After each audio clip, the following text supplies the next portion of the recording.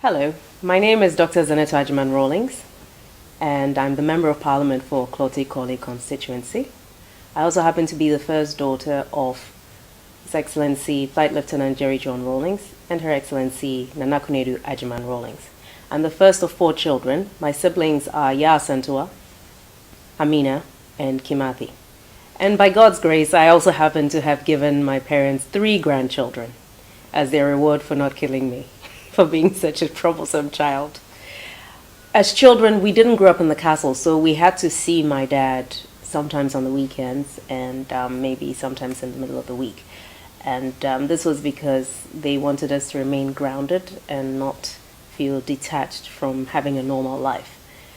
It also meant that we didn't see our dad every day, but we got used to it, and it just seemed normal anyway.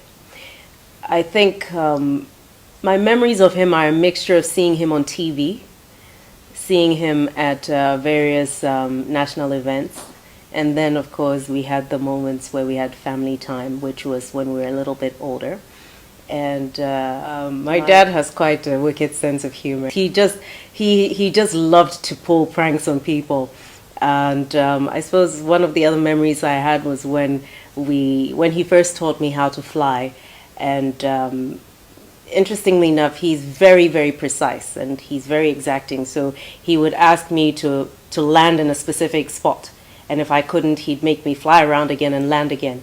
And I remember on the day that he decided it was time for me to fly solo, as we came into land, as we were on finals, he said I should pretend like he had passed out in the plane and land the plane without him. And I was very offended by that at the time, I remember, because I thought it was bad luck to say things like that.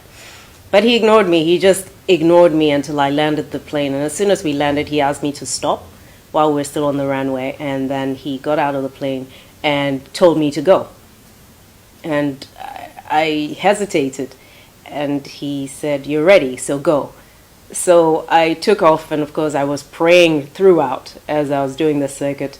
And as I think I must have been probably on, I'm not sure which leg I was on anyway, and unfortunately, just as I'd taken off, my mother arrived on the scene and was asking, "Nazanewehi," and my dad just pointed up to the sky without saying a word.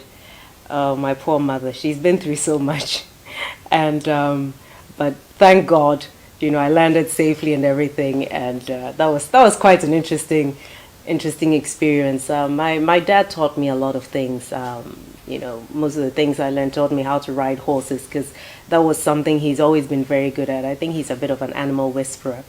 In the village, he has managed to get his dogs to be friendly with the cats and the birds, the peacocks and the geese, all sorts of creatures, including rabbits, and they seem to get along just fine. And it's the most phenomenal thing to see, because it's not very normal for you to see a dog not attacking a bird in the vicinity, and the animals just get along really well.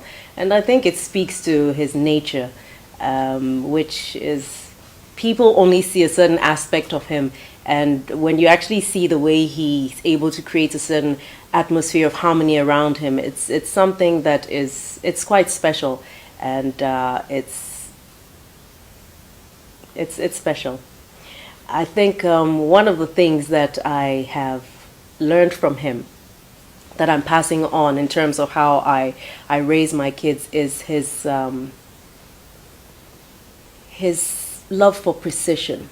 And he just does not like the idea of seeing something going wrong and leaving it as it. He didn't sugarcoat his words, but he's always had a good sense of humor. And I certainly hope that I'm managing to impart some of the things that I learned to my children. And one of the things I remember whenever we would drive out of Accra with my dad, especially on the way back if it was late, was whenever he saw there were elderly ladies or women who were on their own looking for transport to Accra, he always made sure we picked them up, whether in our vehicle or in addition with the escort vehicle as well.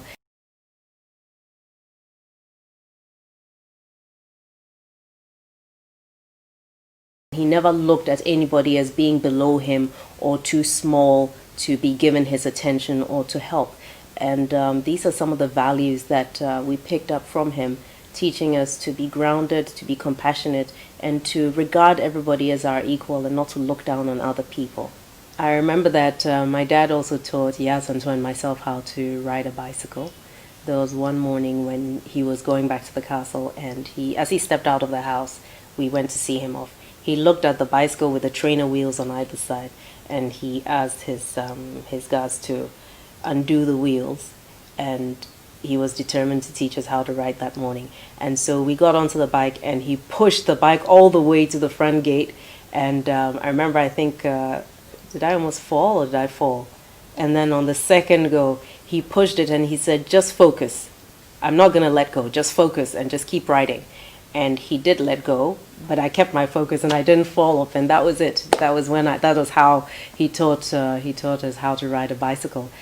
My dad is just a hands-on, practical type of person, and we've had memorable moments in spite of the fact that most of that time was actually given to Ghana and not as much spent with us. But what we had was worth it. Daddy, I would like to, on behalf of Zanetor, Amina, Kimathi, and myself, and may God richly bless you and keep you.